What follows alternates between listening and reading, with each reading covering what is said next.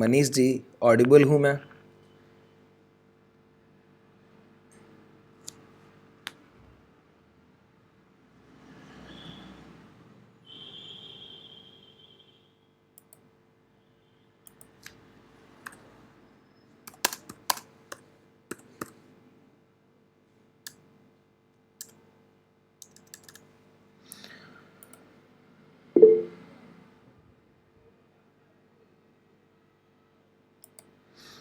आप लोग सुन पा रहे हैं वॉइस को? और चार्ट शो कर रहा हाँ है? जी सर। Yes sir. दोनों। ठीक है। मैंने इससे पहले भी एक बार मिक ऑन किया तो वॉइस नहीं आया, इस वजह से थोड़ा प्रॉब्लम हुआ। ठीक है, चलिए, सभी लोग सुन पा रहे हैं? ठीक है।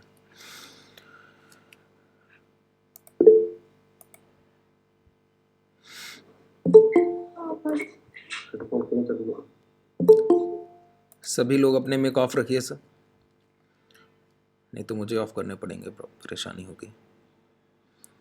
दो ही तो बातें हैं सर आप लोगों के लिए, और तो कुछ ज़्यादा कहता नहीं हूँ कि मिक और कैम दो चीज़ें आप लोग ऑफ रखिए, और जब भी आप लोगों को सवाल करने का मौका मैं दूँ तब आप लोग आसानी से जो भी क्वेश्चन हैं नोट डाउन करके बैठिए, जब चाहें पूछ सकते हैं।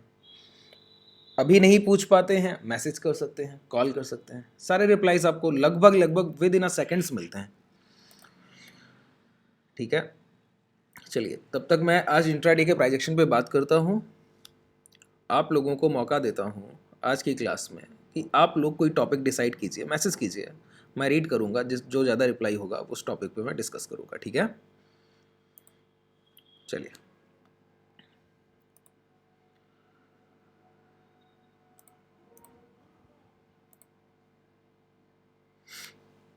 इंट्राडे प्राइजेक्शन ज़्यादा कुछ खास है नहीं, तो समय भी ज़्यादा नहीं लूँगा, कि जिससे बेहतर ये हो कि हम लोग आगे कुछ नया सीख सकें, और जो लोग आप डिसाइड करें उस पर किसी टॉपिक पे बात हो पाए।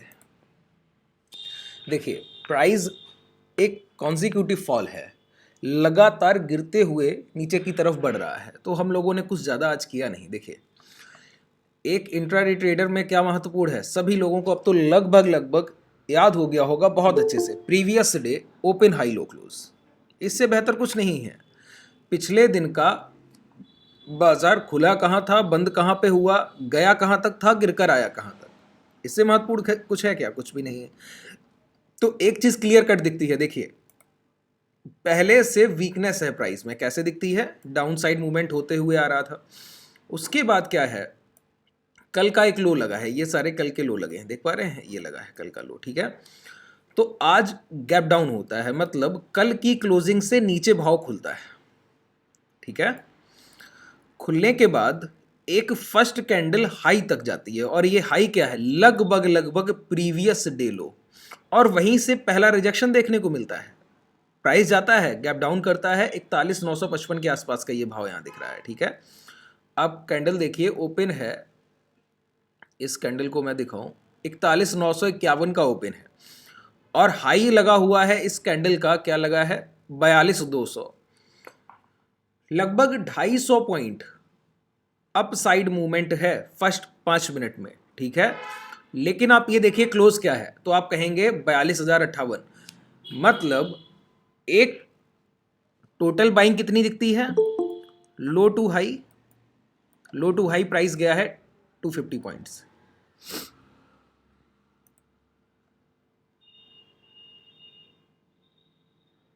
चलिए, जितने टॉपिक्स मैं समझ पाऊंगा उतने टच करूंगा। ठीक है, पहले कैंडल में क्या दिखता है, 250 पॉइंट की खरीदारी दिखती है सबसे पहले, लो टू हाई। ठीक है, ओपन के बाद एक हाई लगा हुआ है, लगभग अगर रफली फिगर लें तो 250 पॉइंट की खरीदारी है, लेकिन 250 पॉइंट ऊपर क्लोज नहीं करता है, बंद होते होते 100 पॉइंट बिकवाली भी हो जाती है, 100 पॉइंट की बिकवाली हो जाती है, मतलब, और बिकवाली होती कहां से है, प्रीवियस डे लो से। प्राइस प्रीवियस डे लो के नीचे ओपन होता है, जाता है प्रीवियस डे लो तक, इसका मतलब हुआ, और वहीं से 100 पॉइंट नीचे आता है, इसका मतलब क्या है, प्राइस पिछले दिन के लो से रिजेक्शन फेस कर रहा है। पिछले दिन के लो से रिजेक्शन फेस करने का मतलब क्या है, प्राइस ये पहले 5 मिनट में चल के गया ना 250 पॉइंट, वहां से बिकवाली उठाने गया था, सेलिंग उठाने गया था। सेलर्स पिछले दिन के लो के भी नीचे प्राइस को रखने की कोशिश करेंगे। तो फर्स्ट ट्रेड क्या हुआ, सिंपल, जो ये सारे आपके रेजिस्टेंस एरिया लगे हुए हैं, एक ये लगा है, देखिए यहाँ पे प्राइस, आप यहाँ पे देखिए ये सारे अप एंड डाउन जोन है, कहीं भी आपको बेहतर कंसोलिडेशन नहीं दिखता है, मात्र इसी जोन में दिखता है। और इसके पहले एक ये जोन है कि प्राइस गिरते हुए यहाँ से सबसे बड़ा करेक्शन फॉल यहीं से आया था प्रीवियस ट्रेडिंग सेशन में। तो क्या है, यहीं पे इसी को सबसे बड़ा रेजिस्टेंस मानकर आप लोगों ने 43,000 का कॉल ऑप्शन सेल किया। देखिए यहाँ पे बहुत चीजें ध्यान देने लायक है। मैं आसानी से कह सकता था, जब मैं ये ट्रेड आपको दे रहा था ना, और जब मैंने कंफर्मेशन किया कि यही ट्रेड लेना है, तब इसका प्रीमियम ट्रेड कर रहा था 75 टू 77। ये एक जोन चल रहा था कि 75 से 77। मुझे लगा भी कि आप लोग एग्जीक्यूट करते करते इसी प्राइस पे कहीं करेंगे। देखिए ये एक टाइम का लैग होता है। टाइम का लैग समझिए कि मेरे ट्रेड को समझने और आप तक पहुंचने में जो समय बीच में रह गया, उसमें प्रीमियम कहाँ होगा वो डिफरेंस कोई तय नहीं कर सकता। आपको ये सौदा बेचना था 75 से 77 प्रीमियम में, एक टाइम का लैग रहा कि टाइप करना है, आप तक मैसेज पहुंचना है, आपको उसको पर्टिकुलर प्रीमियम को सर्च करना होगा, तब आप कहीं ऑर्डर एग्जीक्यूट कर पाएंगे। यही एक कारण है जो मैं बार बार जोर देता हूं कि जो इंडिविजुअल खुद की ट्रेडिंग को बेहतर करने की कोशिश कर रहे हैं और खुद से पैसा लगाने की कोशिश कर रहे हैं, ये टाइम का लैग आप लोग ही दूर कर पाएंगे। इसीलिए दूसरी बात क्या है, मैं कभी भी चाहूं किसी भी प्राइस पे जहां पे ऑप्शन सेल दे रहा हूं ना, मैं एक ऑप्शन बायर की तरह काम कर रहा हूं इस बाजार में, सभी को पता है कि मैं बाइंग ही कर रहा हूं। तो मेरा माइंडसेट क्या है, बाइंग की तरफ है। आप कभी देखते हैं मैं आयरन फ्लाई आपको प्लॉट कराता हूं कि डिप्लॉय कीजिए जाके, नहीं। कभी बटरफ्लाई कराया, नहीं। कोई भी स्ट्रेटजी पर्टिकुलर स्ट्रेटजी पे काम नहीं करा रहा हूं। मैं आपको प्रॉपर एक छोटा सा माइनर एसएल देता हूं कि रिस्क बहुत छोटा रह जाए, उसके बाद ट्रेड में एंटर कराता हूं। वो है सेलिंग, लेकिन सेलिंग हो कैसे रही है, बाइंग की तरह हो रही है। ये बहुत बड़ा है। यहां पे देखिए मार्जिन ऑफ एरर भी है। अगर प्राइस चलकर देर में गया ना तो एसएल बहुत छोटे हो जाने, लेकिन आपकी जो मैंने देखे एवरेज ऑर्डर, मतलब जितने आप लोगों ने ऑर्डर्स एग्जीक्यूट किए, उसमें लगभग लोगों का जो प्राइस था वो 67 से और 69, लगभग 67 टू 69, ये प्राइस आप लोगों ने सेल किया वहां पर। अब ये जो लैग रह गया 7-8 पॉइंट का, ये आपका एसएल बड़ा है। अब देखिए मेरे माइंडसेट को समझिए, जब मैंने अपनी ट्रेडिंग की इनिशियल पीरियड में शुरुआत की, पैसा हमेशा कम रहता था, सभी के पास रहता है, और फिर बाजार उस समय पैसा ले भी बहुत ज़्यादा लेता है। उस कंडीशन में जब भी मैं प्रैक्टिस करता था ना, वहाँ पे एक चीज़ बहुत कॉमन रहती थी, क्या कि पैसा कम से कम बाजार को दिया जाए। जब शुरुआत से ही मैंने इस चीज़ पे प्रैक्टिस की है, तो मैं सेलिंग में भी कभी लॉसेस बुक करने से बहुत डरता था। वो फियर है मुझे आगे तक लेके आया, क्या अभी तक मैं उसको कंटिन्यू कर रहा हूँ। आपने नोटिस किया मैं 15-20 पॉइंट से ज़्यादा स्टॉप लॉस नहीं देता हूँ, मैक्सिमम होगा तो 25-30 हो जाएगा, इससे ज़्यादा कभी एसएल देता ही नहीं हूँ। कोई ट्रेड में आपको एंटर ही नहीं कराऊंगा इससे ज़्यादा स्टॉप लॉस हो। तो मेरे लिए 7-8 पॉइंट्स बहुत मैटर कर जाते हैं। यहाँ पर मैंने अपडेट किया, क्लियर था कि जब तक ये हाई नहीं जाने, और ये हाई जाना है तो प्रीवियस डे लो के अंदर प्राइस आना चाहिए। पहली चीज़ मैंने नोटिस कर ली कि प्रीवियस डे लो से सेलर सेल करने की कोशिश कर रहा है। प्राइस खुला भी प्रीवियस डे लो के नीचे है, आया भी था लो तक चलकर, और वहाँ से रिजेक्शन फेस कर रहा है। अब अगर बायर्स को डोमिनेट करना है आगे चल के, तो उनको पहला काम तो यही करना होगा कि जिन्होंने सुबह से सेलिंग की शुरुआत की और गैप डाउन कराया, ये दोनों काम जिन्होंने किए, तो उनके अंदर आना होगा, उस भाव के अंदर आना होगा। तो कैसे आएंगे वो? सबसे ज़रूरी प्रीवियस डे लो के अंदर आएंगे, पिछले दिन का जो लो लगा है ना, उसके अंदर आना होगा। इसके अंदर आएंगे तो मैं मानूंगा कि कम से कम बायर ने इतनी हिम्मत तो की कि कल जितना सेल किया था उससे कहीं ज़्यादा सेल करके आज बाजार खुला है, और आप इतनी हिम्मत कर पा रहे हैं कि उनके अंदर आए जा रहे हैं, मतलब उनकी क्लोजिंग के समय जो भी सेलिंग की गई उसको कम से कम काटा है। तो मैं मानूंगा हाँ मुझसे एक गलती हो गई है, मैं निकलता हूं, चलिए ट्रेड से। वहां पर आपने पहले कुछ लोगों ने जो सबसे कम रिस्क लेते हैं उनका 50-51 के आसपास बुक हो गया होगा, फिर उसके बाद कुछ लोगों का 40 के आसपास बुक हुआ होगा, उसके बाद भी कुछ लोगों के पास होल्ड है, वो लोग अभी भी रखे गए हैं। कुछ लोग 43-200 सॉरी 42-200 कुछ लोग शॉर्ट करके गए हैं, कुछ लोग 42-300 भी शॉर्ट, वो उनकी पर्सनल पोजीशन से हैं, ठीक है, और माइनर क्वांटिटी से करके गए हैं। कारण क्या है वो भी समझेंगे। तो ये आपका एक इंट्राडे ट्रेड था। हम लोग लगातार देखिए एक समय बाजार में ऐसा होता है, बहुत ध्यान से समझिए एक एक चीज़ को। अभी क्या है, ट्रेडिंग बड़ा आसान लग रहा होगा आप लोगों को। कैसे कि इंट्राडे बाजार ओपन हुआ, आपके पास ट्रेड पहुंच गया, आपने एग्जीक्यूट किया, प्रॉफिट बुक कर लिए, बिल्कुल सिंपल है। कल आपने क्या किया, इंट्राडे एक पोजीशन लिया, पहले उसमें प्रॉफिट्स बुक किए, फिर यहाँ पे आके आपको ट्रिपल टी मिला, फिर प्रॉफिट्स बुक किए। इसी तरह से चल रहा है, कोई प्रॉब्लम ही नहीं है। और उसके बाद आप लोग अच्छा धीरे धीरे प्रॉफिट्स बुक कर, ये मंडे का प्राइजेक्शन, कल की प्राइजेक्शन में आप लोगों ने पहले एक 50% फिबर रिट्रेसमेंट पे एक ट्रेड लिया, उसके बाद जब क्लोजिंग टाइम पे प्राइस आया तो huge quantity previous trading session में सेल किया गया कि जितना चाहिए उतना सेल कर लीजिए, कोई प्रॉब्लम ही नहीं है। विक्स का बेनिफिट उठा रहे थे। मतलब इतनी ट्रेड्स मिल रही हैं कि पैसा कम पड़ा जा रहा होगा लोगों के पास कि कितना एग्जीक्यूट कर पाऊं। लेकिन इसके पहले के प्रोजेक्शन को देखिए, ये जो एक 43,000 का लो बनने के बाद ये जो समय गया और हम लोग वेट करते रहे कि कहीं से ये ऊपर जाके सेलिंग उठाए, फिर गिरावट होगी तो बेहतर होगी। और उस वेट में एक बार हम लोगों ने लॉन्ग भी किया, जब सेलिंग हुई तो 50% यहाँ से बेचा, फिर उसके बाद बेचा, कल की ट्रेड्स की और आगे बढ़ गए। इस तरह की ट्रेडिंग में ये मूवमेंट में शार्प फॉल है, हम लोगों ने खूब पैसा कमाया। और ये मूवमेंट क्या है, पेशेंस के लिए, कि ढूंढने से ट्रेड नहीं मिलेगा, पैसा बचा के रखना होता है। एक ट्रेडर को ये आइडेंटिफाई करना कि बाजार मुश्किल कब है और आसान कब है, ये आपका ही काम है। ये जान लेना प्राइस को देखकर कि अब पैसा बनने का दौर आ गया है, ये आपका काम है, कोई दूसरा नहीं कहने आएगा। सर देखिए, हम लोगों ने, अगर मैं बड़े टाइम फ्रेम की बात करूं तो डोजी कैंडल को हम लोगों ने हाई पे कैच किया, हाई पे कैच किया, वहां से पहली गिरावट हम लोगों ने कराया। और एक जो अप ट्रेंड में प्राइस चल रहा था ना, प्रीवियस हाई को ब्रेक करते हुए बढ़ रहा था, हम लोगों ने यहाँ डोजी का फॉर्मेशन कराया, लो ब्रेक कराया, एक लो लगाया, फिर 43,600 से सेलिंग आया, अब ये लो ब्रेक हुए हैं। अब ये लगातार थोड़े बहुत सेल के बाद गिरावट की कोशिश की जाएगी बार बार। कब तक, जब तक एक अच्छे कंसोलिडेशन के बाद प्रीवियस हाई ब्रेक ना हो। अब एक चीज यहां पे गौर कीजिएगा, प्राइस इतना वीक है कि प्रीवियस हाई बनाता ही नहीं। ध्यान से देखिए, ये तो 5 मिनट का टाइम फ्रेम है, तो 5 मिनट के टाइम फ्रेम में कम से कम प्रीवियस हाई आपको ये तो दिखते हैं। प्राइस वीक प्राइस कैसे समझ आता है, देखिए, एक गिरावट हुई, प्राइस चल के गया, जहां से गिरा उसको ब्रेक नहीं करेगा, फिर गिरावट हुई, फिर चल के गया, अभी लो को ब्रेक नहीं किया है लेकिन हाई को भी ब्रेक नहीं किया है, फिर गिरावट हुई, फिर जब गिरा तो प्रीवियस हाई को फिर नहीं ब्रेक किया, फिर गिरावट हुई, लो तक आया, फिर ऊपर गया, हाई को फिर नहीं ब्रेक किया, फिर आया इसी हाई से फिर स्विंग किया, गैप किया, आज गैप डाउन, फिर देखिए पैटर्न, लो हाई को ब्रेक ही नहीं कर रहा है प्राइस चलते हुए। ये क्या है, बहुत ज़्यादा वीक प्राइस है। लेकिन इस वीकनेस में एक चीज़ देखने वाली है क्या, जब यहां से सडन फॉल की शुरुआत हुई, जब यहां से बहुत तेजी से गिरावट की शुरुआत हुई, कंसोलिडेशन के बाद बहुत तेजी से प्राइस गिरा, फिर गिरावट आई, अब वो गिरावट धीरे धीरे फिर से धीरे हो रही है। यही पैटर्न आपने यहां पे भी देखा था, देखिए ध्यान से, ये जो पहली गिरावट आई बहुत तेजी से, फिर प्राइस ऊपर गया, गिरावट तेजी से आई, फिर गिरावट धीरे धीरे, देखिए प्राइस धीमे होने लगा था, धीमे होने के बाद एक बार ट्रैपिंग हुआ, फिर अप साइड सेलिंग उठाने गया।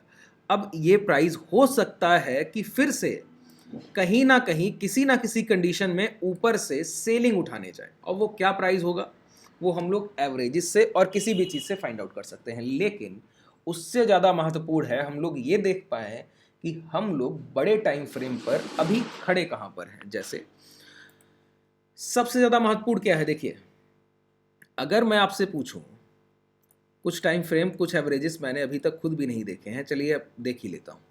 जैसे अगर मुझसे आप पर्सनली पूछें कि अगर मैं कहूँ, कुछ लोगों को बड़ा डर है, देखिए बड़े सिली से मैसेजेस आप लोगों के आते हैं। सर आप लोग ट्रेड कर रहे हैं, बताइए एक बात, बताइए, बहुत ध्यान से सुनिएगा इस बात को।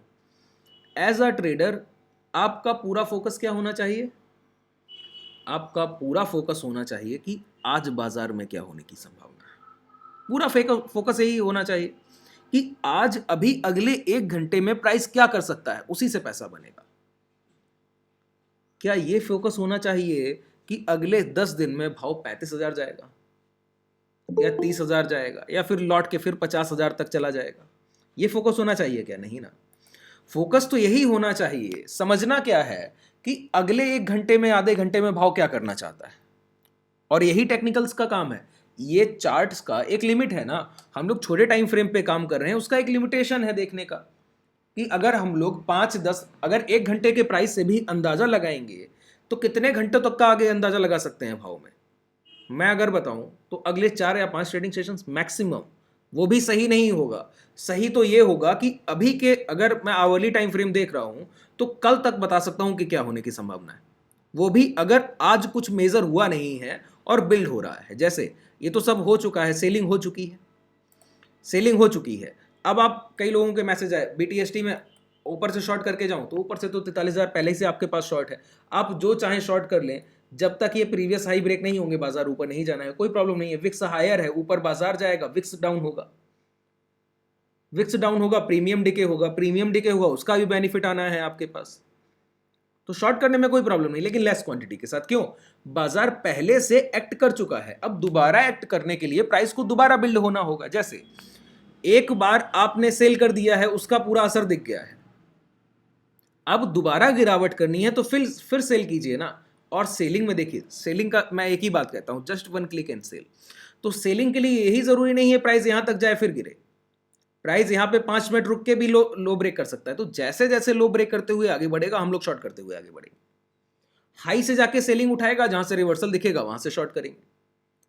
जब तक प्रीवियस हाई ब्रेक करके सस्टेन नहीं करेगा, लॉन्ग करने की कोशिश नहीं करेंगे। ये सब हमारे हाथ में है। हमारे हाथ में ये नहीं है कि कल को क्या होगा, न्यूज बेस्ड बाजार होगा, 35,000 जाएगा, 34,000 जाएगा। क्या मतलब है इस बात का? आप लोग मैसेजेस करते हैं, कई लोग मैसेजेस करते हैं कि निफ्टी 15,000 आने को है, 16,000 आने को है। क्या मतलब है सर, कहाँ आने को है? आपका पैसा तो गिरावट में भी बनता है, अपसाइड मूवमेंट में भी बनता है। हाँ, इन्वेस्टमेंट एक चीज है। देखिए, टाइम टू बाई, ये हर बार मैं कहूंगा कि जब जब आप फियरफुल हैं, डरे हुए हैं, खरीदने का समय है, यही समय है टाइम टू बाई। और करते रहिए SIP मोड। जब PNB 45 चल रहा था, 40 चल रहा था, 50 चल रहा था, 55 चल रहा था, 55 चल रहा था, तो भी मैं कहता था हो सकता है कल को 40 आ जाए। क्या करेंगे आप? SIP मोड में जाइए, थोड़ा थोड़ा सिप सिप करके खरीदते हुए आगे बढ़िए। जितना डाउनफॉल मिले उतना खरीदिए। एक्यूमुलेशन ये एक आर्ट है। देखिए, खरीदारी करके रखना जिसको नहीं आया, ट्रेड और इन्वेस्टमेंट, इन दोनों में जिसने फर्क नहीं किया ना, ये और ये आपको 2 माइंडसेट अपने रखने होंगे। बिल्कुल क्लियर है। अगर आपका ट्रेडिंग से पैसा बन रहा है, उसको शिफ्ट करना है इन्वेस्टमेंट की तरफ। जितना भी बन रहा है उसका 60%, 70%। आप 10,000 दिन में कमा रहे हैं, 5-6 हज़ार की खरीदारी करके छोड़ दीजिए, कभी नहीं देखना है। और 4,000 किस लिए बचा लिया है? कि अगले दिन फिर ऐसा लेने हैं, रिस्क के लिए तो पैसा रखना है इन्वेस्टमेंट की तरफ। और इन्वेस्टमेंट सिर्फ एक्यूमुलेशन होता है, डिस्ट्रीब्यूशन नहीं होता है। एक रिटेलर के लिए अच्छे स्टॉक्स में हमेशा ही करना है। इन्वेस्टमेंट का कोई स्टॉप लॉस नहीं होता है। दोहरा देता हूं, इन्वेस्टमेंट का कोई स्टॉप लॉस नहीं होता है। इन्वेस्टमेंट एक विजनरी आपका प्लान है, ट्रेडिंग नहीं है। ट्रेड क्या है? सस्ते में खरीदना, महंगे में बेचना, या फिर पहले महंगे में बेचना, बाद में सस्ते में खरीदना। ट्रेडिंग का तो एक ही रूल है, ये तो सीधा सा व्यापार है, सिंपल है। इन्वेस्टमेंट नहीं है, इन्वेस्टमेंट हिस्सेदारी है। आप क्या खरीद रहे हैं? आप एक बात बताइए। मैंने PNB IDFC फर्स्ट खूब खरीदवाया, काफ़ी अच्छे लो लगे, डबल तक हो गया, कोई प्रॉब्लम नहीं। अब गिरावट हो रही है, टाइम टू एक्यूमुलेट। धीरे धीरे SIP, ऐसा नहीं है कि गिर गया है तो पूरा आपके पास लाख रुपया पड़ा है खरीदने के लिए, पूरा कर नहीं, 10-10 हज़ार करके लगाइए। जितनी गिरावट हो लगाते चाहिए। गिरावट बंद, पैसा लगाना बंद, फिर जब गिरेगा दोबारा लगाएंगे। एक्यूमुलेशन का टाइम है। आप एक रेसेशन नहीं देख सकते। एक रेसेशन का मतलब समझते हैं कि अभी निफ्टी में गिरावट आए, 16,000 के पास आ जाए, 16 से 15,000 का एक जोन बनाए और इस 1,000 के भाव में 1 या 2 साल गुजार दे। ऐसा टाइम देखा है जो लोग पहले से होंगे बाजार में, सन 2002 से ये लेमन ब्रदर कोलैप्स देखा होगा और रिसेशन के जितने भी पीरियड्स 2003 से 2004 का समय देखा होगा, उसके बाद एक अपसाइड की रैली देखी होगी। जिन लोगों ने वो समय देखा है वो जानते हैं रिसेशन क्या होता है। 2008 से लेकर 11 तक का पीरियड का समय उनको पता होगा। क्यों? अभी आपने एक रिसेशन नहीं देखा प्राइस में कि 1-1.5 हज़ार के प्राइस में निफ्टी फंस जाएगा और 2-3 साल निकाल देगा।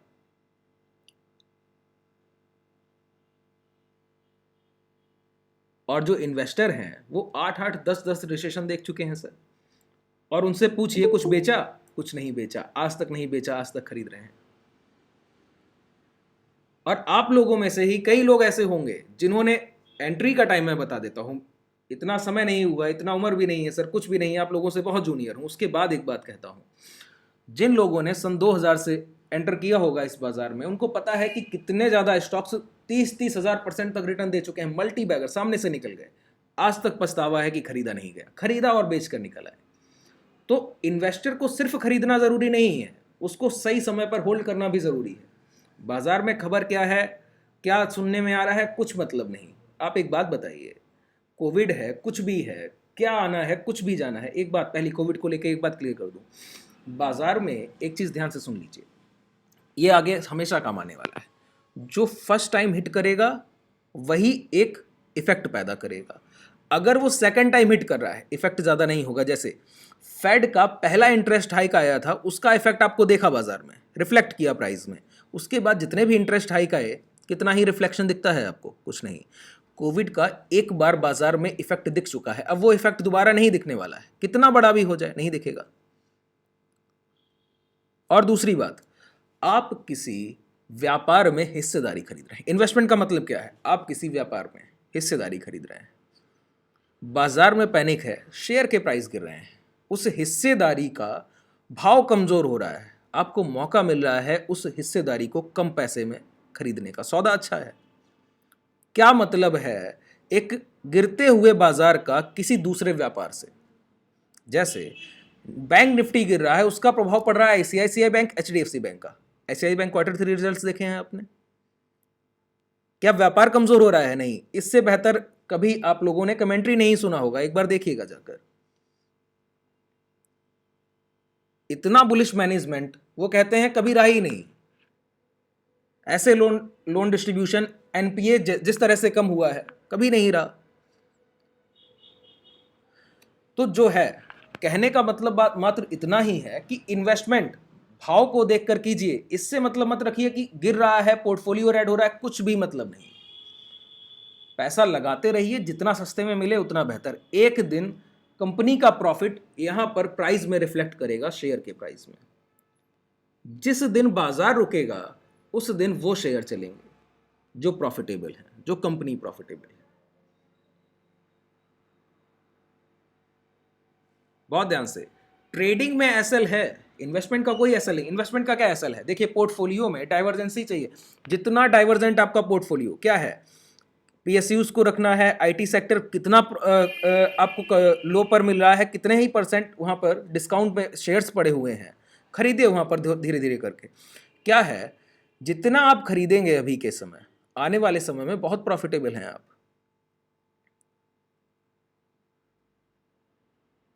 और यही खरीदारी के समय है सर, मैं पहले बता चुका हूं। आपने सिर्फ एक बुल्लन देखा है, अभी 4 बाकी हैं, और तैयार रहिए देखने के लिए। टाइम टू बाई है, जितना भी है टाइम टू बाई है। ये जितनी खबरें हैं, देखिए मैंने कहा था जब बाजार चल रहा था, फिर भी मैं कहता था क्लासेस में, जिन लोगों ने उस समय क्लासेस अटेंड की होंगी अच्छे से, मैं कहता हूं एक हाई बन गया ना, जो भी हाई बना है बैंक निफ्टी का या निफ्टी का, वहां से जिन लोगों को रह गया, क्या जो लोग कह रहे थे कि बाजार 30,000 जाएगा, 25,000 जाएगा बैंक निफ्टी, वो कभी तैयार ही नहीं हुए कि 40,000 ब्रेक होने के बाद उनको एंट्री नहीं मिला। अब बाजार एंट्री देने के लिए आ रहा है, जो खरीदारी कर पाएंगे। और गिरता हुआ बाजार डराता ही है सर, बार बार कहता हूं, bull market corrections fast and furious. इतनी तेजी से गिरावट होगी आप सहम जाएंगे, और यही खरीदारी का सबसे अच्छा टाइम होता है। रिकवरी भी उतनी ही तेज होती है,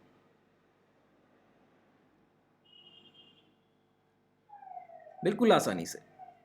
इन्वेस्टमेंट का कोई असर नहीं, अलग अलग हिस्सों में शेयर्स को खरीदिए। हर सेक्टर में आपका कुछ ना कुछ इन्वेस्टमेंट होना चाहिए। रियल्टी सेक्टर्स, कोई ध्यान दे रहा है क्या? मल्टी बैगर सेक्टर है सर,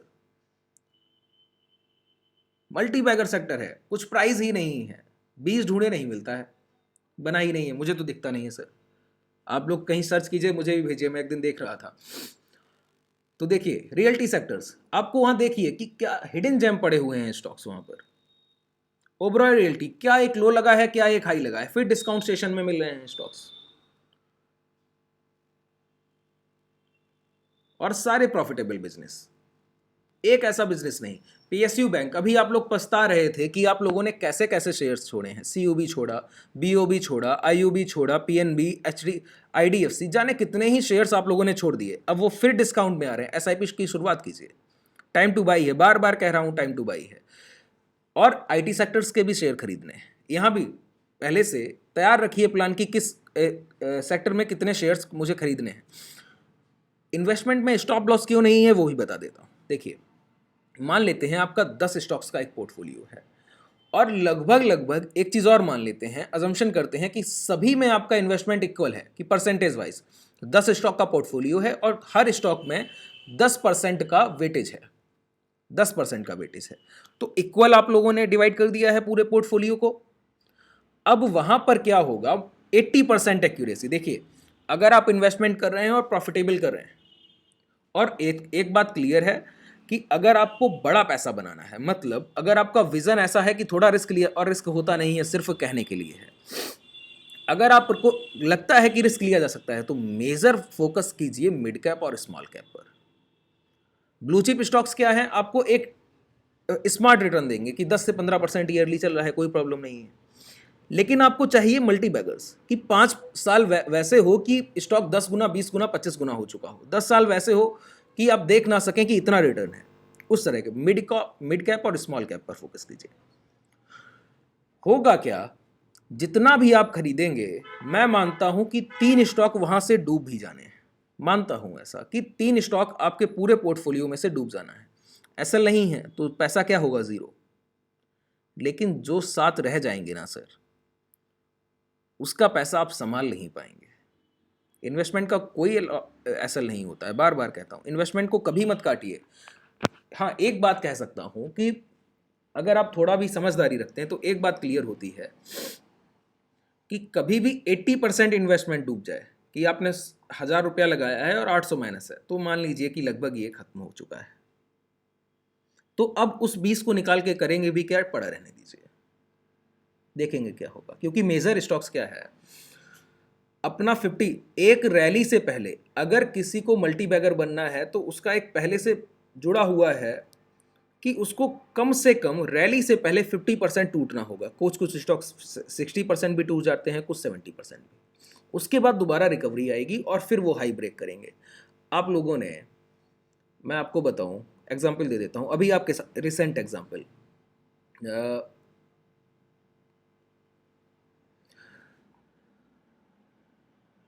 बड़े अच्छे शेयर्स हैं, मुझे नाम नहीं याद आ रहे हैं अभी। अगर आप देखें तो पीएनबी और आईडीएफसी, वो तो आप लोग खरीद रहे थे, आप लोगों ने 60 के भाव से आईडीएफसी में गिरावट देखी थी। 64 का हाई पिछली बार लगा था, 30 का लो इस बार लगा और दोबारा 62 का 63 का हाई लगा है। उसके बाद ये गिरावट आ रही है। बहुत अच्छे से नाम याद नहीं आ रहे हैं सर। और इसके बाद मैं और भी आपको कई सारे इस तरह के एग्जाम्पल दे सकता हूँ कि 50-60% की एक गिरावट आती है, टूटता ही है भाव। क्यों? उनको रिटेलर्स को बाहर निकालना है, क्वांटिटी को खुद एक्यूमुलेट करना है।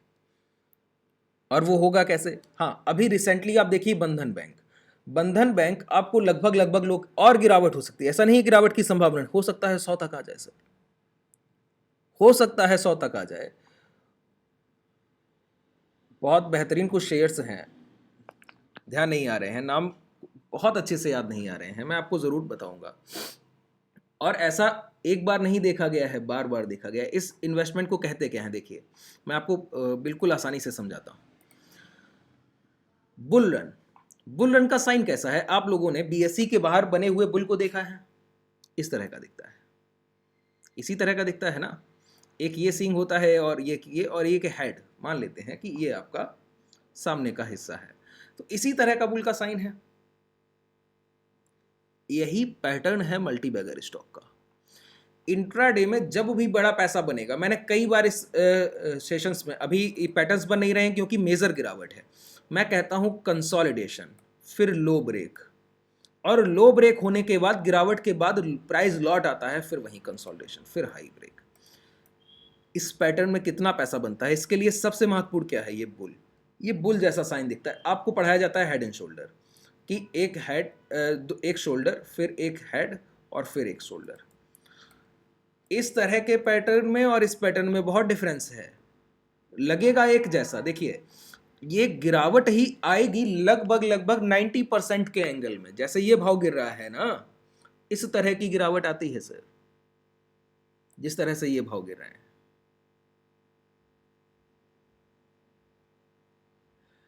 इस तरह की गिरावट में ये 90%, देखिए 90% की एंगल में आई हुई अपसाइड रैली या डाउनसाइड गिरावट दोनों ही सस्टेनेबल नहीं है। कहीं ना कहीं से गिरावट हो सकती है, कहीं ना कहीं से अपसाइड मूवमेंट हो सकता है, दोनों ही सस्टेनेबल नहीं है। और फिर वो भी आप किसी बैंक या फिर किसी भी पर्टिकुलर स्टॉक का प्राइस देख रहे हैं, आपने देखा कि एक जोन बना है, मान लेते हैं ये जोन है 80 से लेके 100 के भाव का, ठीक है। कई दिनों से प्राइस इसी के बीच में घूम रहा है। अचानक से लो ब्रेक होते हैं, प्राइस पहले लो लगाता है क्या, 20। अब बताइए किसी का भी इंटरेस्ट रह गया होगा कि इसको खरीदना है सर? किसी एक का भी इंटरेस्ट रह गया हो तो खरीदना है? बताइए, नहीं होगा।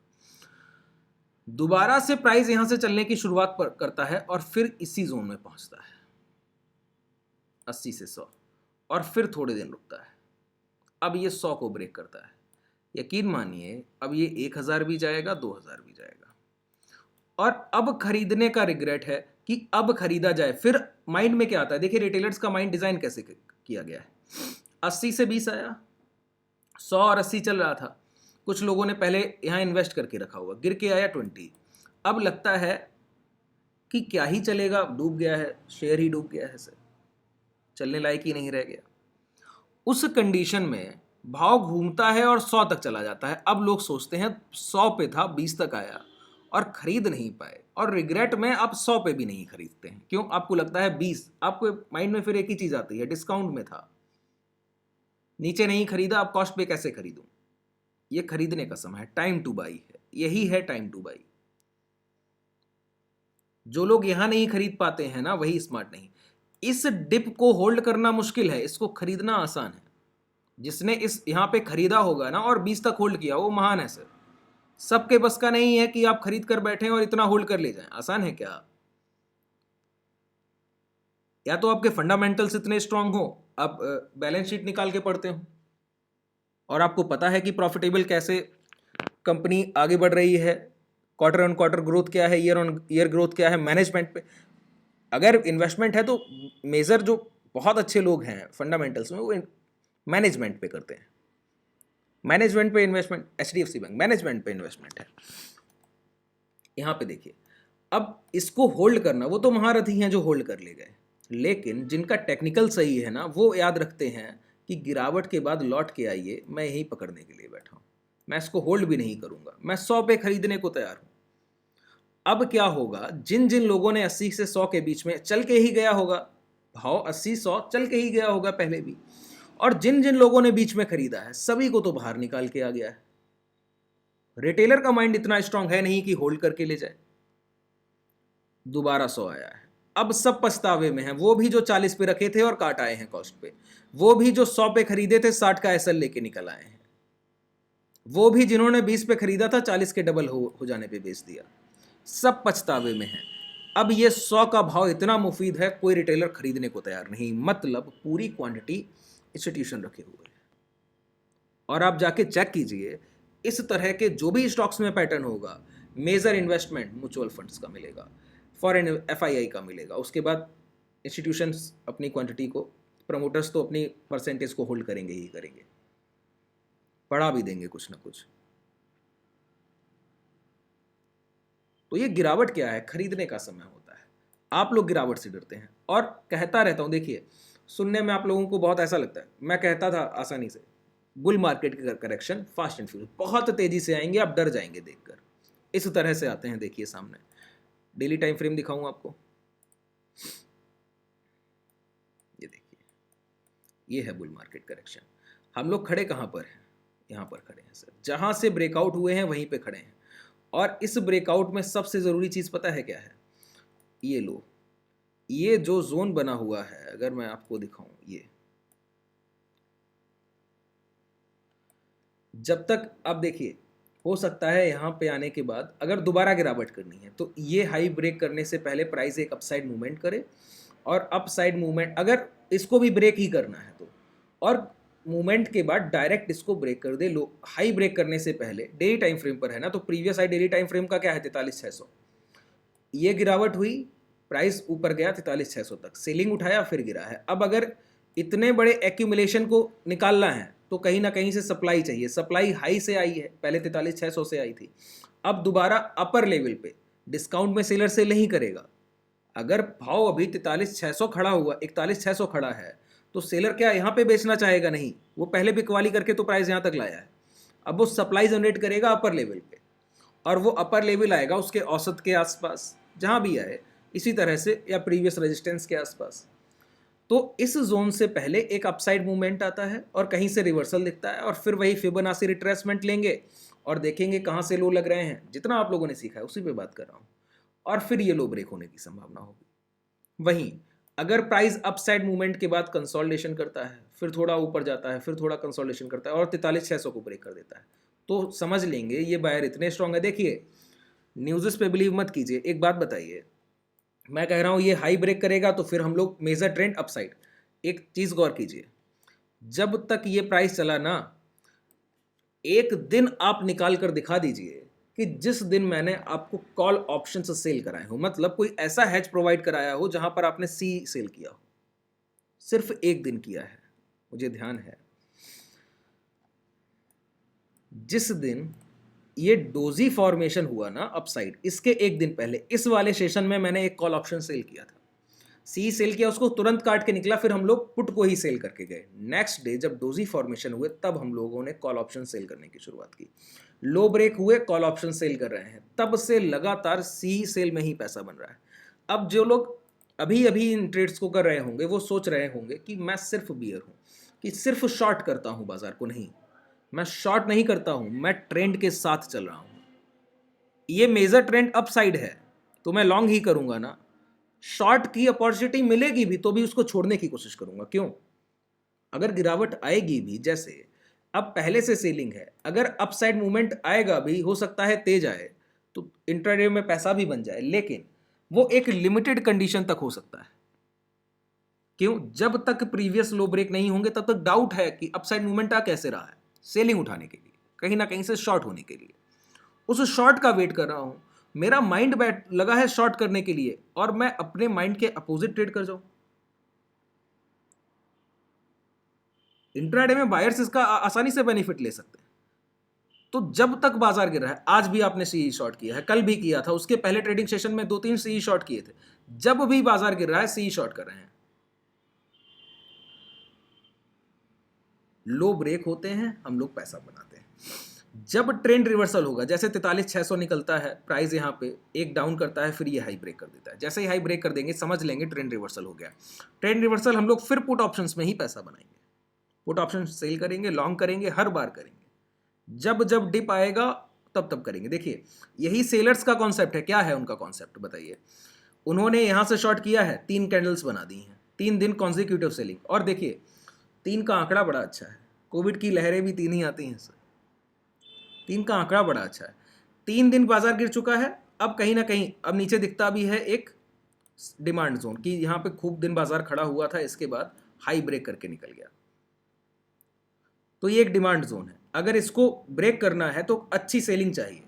हो सकता है कि यहीं पे खड़ा होकर बाजार इसको शॉर्ट कर दे। देखिए, सेलिंग में बार बार कहता हूं, जस्ट 1 क्लिक इन सेल। हो सकता है बाजार को अगर ह्यूज सेलिंग करना है तो अप साइड जाके सेलिंग को ना उठाए, यहीं पे कंसोलिडेट करके डायरेक्ट लो ब्रेक करे। तो भी हम लोग सिर्फ लो ब्रेक होने का वेट करते हैं। लो ब्रेक होगा हम लोग फिर शॉर्ट करेंगे एक छोटे एसएल के साथ। शॉर्ट बाजार देखिए, अगर ये रेजिस्टेंस और सपोर्ट में डिफरेंस मैं आपको बता दूं, कभी भी बुल रन का बाजार, जैसे ये बाजार है, कभी आपको सपोर्ट और रेजिस्टेंस में डिफरेंस नहीं समझने देगा। ये बाजार सपोर्ट और रेजिस्टेंस के डिफरेंस समझा देगा। ये लर्निंग सबसे महत्वपूर्ण है। बुल रन में कभी इतना पैसा नहीं बनता जितना डाउन साइड बनता है। ये कैंडल्स देख रहे हैं बाइंग की, जिन लोगों ने यहाँ से यहाँ तक मूवमेंट देखा, अगर आप हमारे साथ नहीं थे तो मैं बार बार यही दोहराता था। क्या मैंने तो यहाँ से लेके यहाँ तक पैसा आप लोगों को बनवाया है, पूरा ही कॉन्जिक्यूटिव जितना भी रैली आया है पूरा पैसा आप लोगों ने बनाया है। लेकिन ये कंसोलिडेशन देखिए, छोटे छोटे से कैंडल्स है ना, बाइंग कितनी दिखती है। ग्रीन कैंडल कितना ही बड़ा है, कितना ही बड़ा है, कितना ही बड़ा है, बताइए। पैसा कोई नहीं बनाया, सबको प्राइस ऊपर चला गया, 44,000 तक टच कराया सर। पैसा किसी ने नहीं बनाया, लेकिन शॉर्ट में पैसा बन रहा है। कैंडल्स देख रहे हैं कितनी बड़ी बनती। तो शॉर्ट के जिसके कॉन्सेप्ट क्लियर है वो बहुत बेहतर यहाँ पे प्ले करेगा। कैसे समझाता हूँ। सपोर्ट है, सॉरी, ये रेजिस्टेंस है और ये सपोर्ट है क्या? मैं टॉपिक तक सर पहुंच ही नहीं पाता हूँ। मेरे सामने चार्ट्स होता है ना, हो सकता है मैं 4 घंटे भी क्लास कंटिन्यू आसानी से कर लेता हूँ। ऑफलाइन सेशंस में 6-6 घंटे कर जाता हूँ। मेरे सामने चार्ट होना चाहिए। मैं आपको उतना कुछ दे सकता हूँ जितना आप कभी सोच भी नहीं सकते। ये रेजिस्टेंस है और ये सपोर्ट है। डिफरेंस क्या है बताऊँ मैं आपको। क्या कहता हूँ? जस्ट वन क्लिक एंड से। रेजिस्टेंस क्या है? प्रतिरोध है बाजार के ऊपर जाने का। सपोर्ट क्या है? ये भी एक प्रतिरोध है, सपोर्ट है, रोक रहा है। ये भी रुकावट है किसकी? बाजार के नीचे आने का। दोनों ही चीजें रोकती हैं। एक रोकता है बाजार को ऊपर जाने से, एक रोकता है बाजार को नीचे आने से। कोई भी प्राइस हो सकता है वो, लेकिन दोनों में बहुत मेजर डिफरेंस है। जैसे यही सपोर्ट दूसरी तरह से काम करेगा जब प्राइस हर बार हाई को ब्रेक करते हुए जा रहा होगा। ये सपोर्ट वैसे काम करेगा जैसे रेजिस्टेंस काम करता है। ध्यान से सुनिएगा एक एक बात को। यही सपोर्ट वैसे काम करेगा जैसे रेजिस्टेंस काम करता है। रेजिस्टेंस काम कैसे करता है बताइए? रेजिस्टेंस काम करता है हमेशा ही, रेजिस्टेंस में कोई इफ बट नहीं है, चाहे प्राइस बुल रन में हो या डाउन ट्रेंड में हो, कैसा भी हो। रेजिस्टेंस का एक ही रूल है, क्या? कि प्राइस अपसाइड मूवमेंट करेगा और अपने सेलर के पास, यहाँ पे सेलर बैठा होगा ना, तो इस सेलर के पास, इस प्रतिरोध के पास पहुंचेगा तो एक बार रिजेक्शन जरूर लेगा। रिजेक्शन नहीं लेगा तो यहाँ पे कंसोलिडेशन जो भी होगा वो बहुत लॉन्ग हो सकता है। जैसे ये प्राइस रेजिस्टेंस था, ध्यान से देखिए, गिरावट हुई, प्राइस यहाँ आया, प्राइस यहाँ आने के बाद ये प्राइस रेजिस्टेंस है। तो देखिए consolidation, 3 trading session, 6, 7, 8, 9, 10 trading session के बाद ये हाई के ऊपर डोजी बनता है, फिर हाई ब्रेक होकर प्राइस ऊपर जाता है, वो भी धीरे धीरे। तो ये 10 दिन का यहाँ पे क्या कर गया? प्राइस कंसोलिडेट कर गया। 10 ट्रेडिंग सेशंस मतलब 2 हफ्ते। बात समझ आ रही है? तो रेजिस्टेंस कैसे काम करेगा? पहला तो ये कि वो पहले तो प्राइस को ऊपर आते हुए भाव को रोकने की कोशिश करेगा, और रोकने में 2 काम कर सकता है, या तो प्राइस को यहीं रोक दे, या फिर पहले गिरावट करे, फिर आप आइए, फिर गिरावट कीजिए, फिर जाइए, फिर कहीं ब्रेक कीजिए। ठीक है, लेकिन अब इसी तरह काम करता है। ध्यान से सुनिएगा, बहुत डेप्थ नॉलेज है ये, आसानी से चीजें समझ में नहीं आती हैं। सपोर्ट भी सेम इसी तरह काम करता है। कब? जब प्राइस एक बार नए हाई ब्रेक कर रहा है, नए हाई बना रहा है प्रीवियस हाई ब्रेक करते हुए, तो बुल रन में प्राइस है, सपोर्ट भी ऐसे ही काम करेगा। तब कैसे? प्राइस आएगा सपोर्ट के पास, रुकेगा, फिर आएगा, फिर निकल जाएगा, डब्ल्यू पैटर्न बनाते हुए प्राइस आगे बढ़ेगा सपोर्ट से। मतलब प्राइस आएगा और यहीं से दोबारा रिटेस्ट करेगा, लो ब्रेक करने से पहले निकल जाएगा। तो सपोर्ट पे भी क्या हो रहा है? रिटेस्ट हो रहे हैं। यहां भी क्या हो रहा है? बार बार प्राइस रिटेस्ट कर रहा है, लेकिन यही सपोर्ट एग्रेसिव हो जाता है। रेजिस्टेंस कभी एग्रेसिव नहीं होता, सपोर्ट एग्रेसिव हो जाता है। कब? जब ट्रेंड डाउन होता है। मतलब अगर ट्रेंड डाउन साइड है और सेलिंग आ रही है और बीच में कोई सपोर्ट पड़ रहा है कि यहां पे भाव पिछली बार यहीं से चल के गया है, तो ये सपोर्ट है, और यहां पे आने के बाद हो सकता है 1 या 2 कैंडल बनाए या 3-4 छोटे टाइम फ्रेम पे, और सपोर्ट ब्रेक कर देगा। वो ऊपर जाने की हिम्मत भी नहीं करेगा, यहीं से ब्रेक कर देगा। क्यों? मैं बार बार एक ही बात दोहराता हूं, just one click and sell. Sell करने में पैसा लगता नहीं है, निकाला जाता है। तो जब भी करेक्शन आएगा, गिरावट आएगी बहुत तेजी से, देखिए इसका एग्जांपल दिखाता हूं मैं आपको। जब भी बड़ी गिरावट आई तो सिचुएशन सेम है। देखिए छोटे टाइम फ्रेम पे ध्यान से देखिएगा, यहां पे आता हूं, चलिए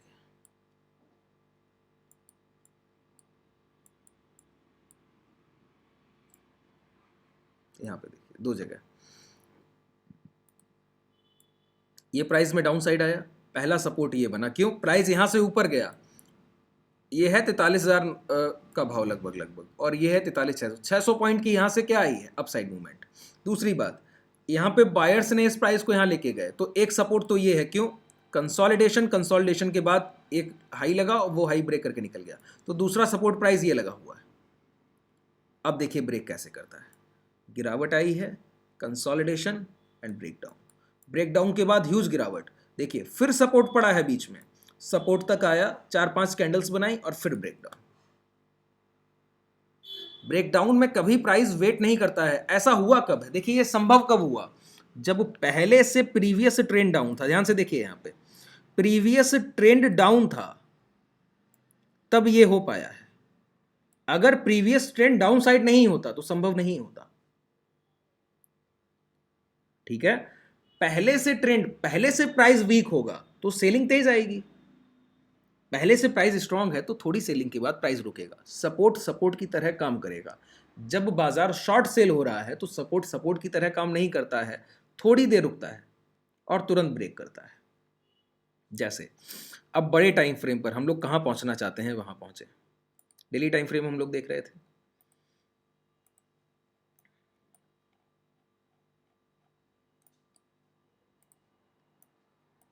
ये देखिए कितना समय लगा, 10 ट्रेडिंग सेशन।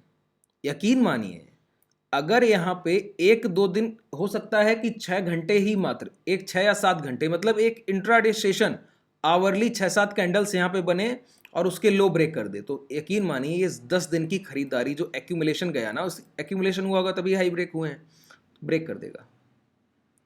क्योंकि पहले से प्राइस शॉर्ट हो रहा है और ये पहला रेजिस्टेंस पड़ रहा है। देखिए पहला सपोर्ट पड़ रहा है यहां पर। जब पहली बिकवाली हुई ट्रेंड रिवर्सल के लिए, अभी तक क्या बन रहा था? High, again new high, again new high, again new high. ठीक है, पहली बार आया और रिवर्सल, ये रिटेस्ट होता अगर प्राइस यहीं से दोबारा हाई ब्रेक कर देता। ठीक है, रिवर्सल हुआ कैसे? देखिए ये खरीदारी देखिए जरा, ध्यान से देखिए यहां पे कितने दिन तक प्राइस इस जोन में रहा है। देखिए फिर हाई ब्रेक हुए, एक नया हाई बनाया, यहां से गया 43,200 से और गया है 44,200 तक लगभग। ये 4-5 दिन प्राइस यहां पे रहा। जैसे ही इसको रिवर्सल करना था ना, तो प्राइस देखिए आया, एक बार यहां पे सपोर्ट लिया, गया ब्रेक। 6-7-8 ट्रेडिंग सेशन यहां पे गुजर रहे हैं बाइंग में, और सेलिंग में एक ट्रेडिंग सेशन लग रहा है मात्र।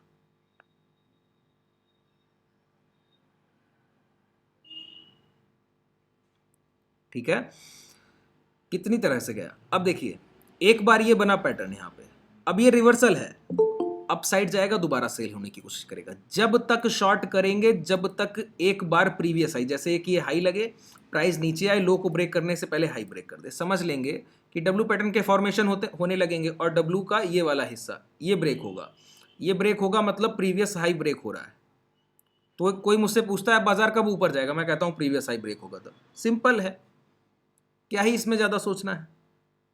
अब लोगों का थिंकिंग क्या है, बाजार 30,000 आने वाला है। सर ये एक सिली मैसेज है। अगर आप ये सोच रहे हैं ना कि बाजार 30,000 और 32,000 आने वाला है, मतलब आप कल का नहीं सोच रहे हैं। ये वही चीज है, जरा अपने लाइफ से रिलेट कीजिए। आप पीछे का सोच के परेशान हैं और ये सोच रहे हैं कि फ्यूचर में ये करना है, लेकिन जो भी आपको फ्यूचर में करना है प्रेजेंट तय करेगा आप क्या करेंगे। आज के लिए आपको सोच ही नहीं रहे हैं। ट्रेडिंग में सबसे बड़ी प्रॉब्लम क्या है, आप इंट्राडे के प्राइजेक्शन के लिए कुछ नहीं सोच रहे हैं। ये सोच के परेशान है कि प्राइस इतना ऊपर आ गया, मैं कुछ खरीद नहीं पाया, अब गिर रहा है तो कहां तक जाएगा, जो खरीद लिया उसका क्या होगा। ये देखिए कि कल क्या होगा।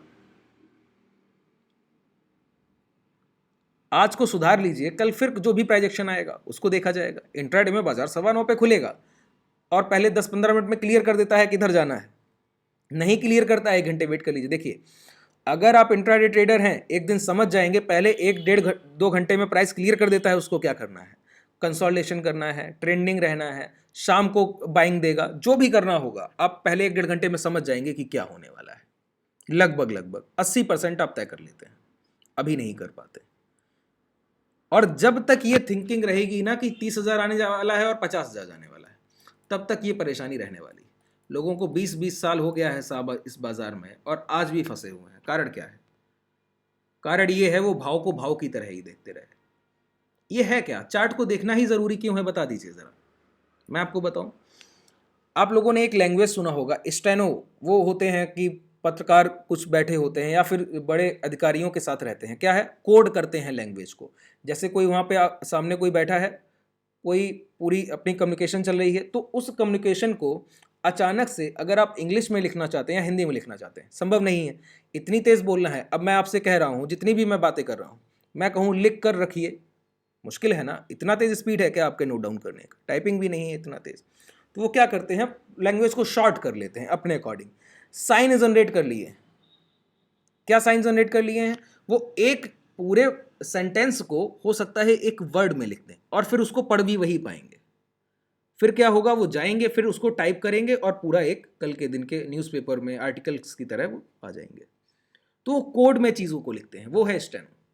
मतलब उन्होंने एक भाषा इजाद कर ली है कि बड़े से एक ग्राफ को एक लाइन में रिप्रेजेंट कर देना और फिर उसको पढ़ लेना। यही प्राइस है। अब ये 20 साल से जो सफल नहीं हो पा रहे हैं उनके पीछे क्या कारण है, उन्होंने चार्ट पे प्राइस की लैंग्वेज को देखा ही नहीं है। चार्ट क्या कर रहा है, प्राइस की लैंग्वेज है, प्राइस की भाषा ही तो है चार्ट, रिफ्लेक्शन वही तो है।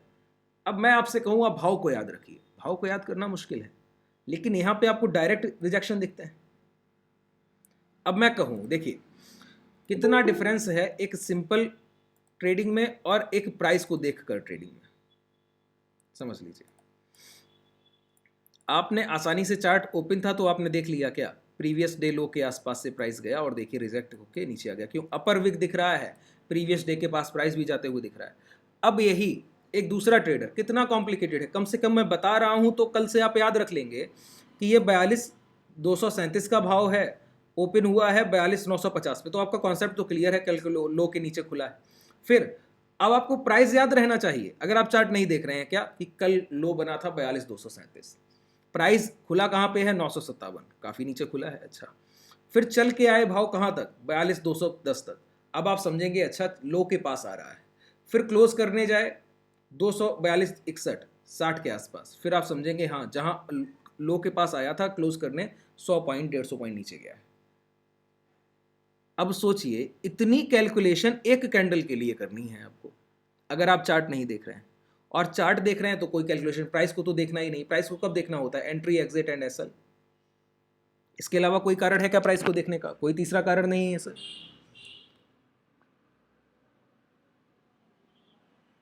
तो ये एक लैंग्वेज है, आसानी से धीरे धीरे, अब जिसको भी सीखना है समय लगेगा, किसी भी भाषा को सीखना चाहते हैं तो समय लगता है, तो वही समय आपको बस बाजार को देना है। डायरेक्ट दिख रहा है कि प्राइस आया, रिजेक्शन लिया, 50% बॉडी दिखता है, ऊपर से 50% रिजेक्शन दिखता है।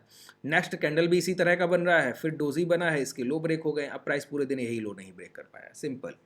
जितनी बार हाई के पास डोजी बन रहा है शॉर्ट करते जाइए, जितने बार हाई के पास डोजी बन रहा है। बड़े कैंडल्स पे बिलीव नहीं करना है ग्रीन, क्यों, ये घबराहट की बाइंग होती है। जब प्राइस गिर रहा हो और अचानक से कोई उठाने की कोशिश करे, मतलब कहीं उसका सपोर्ट रखा है प्रीवियस, वो अचानक से वहां पे खरीदारी आती, प्रीवियस ऑर्डर्स पड़े होंगे पेंडिंग, कहीं ना कहीं वो ब्रेक कर दिए जाएंगे। सिंपल है ट्रेडिंग। आप लोग कॉम्प्लिकेटेड कर लेते हैं क्या, कि कल को क्या होगा, उसके बाद क्या होगा, उन चीज़ों में मत उलझिए। चलिए अब कुछ पूछना है तो पूछ लीजिए।